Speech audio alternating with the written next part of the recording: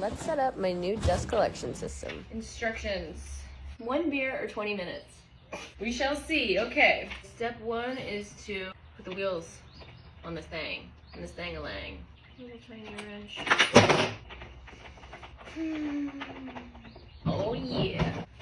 Oh. Get that one next time. She's in. Does that make sense? Yes. Insert the T. Okay. Now I've got my T on my shop vac and my mullet right up next to it. Take this sticker, just a line. Cut pipe on this line and cut pipe on this line. Beautiful. Boom. This I will put into my T. I think we're in. We're in.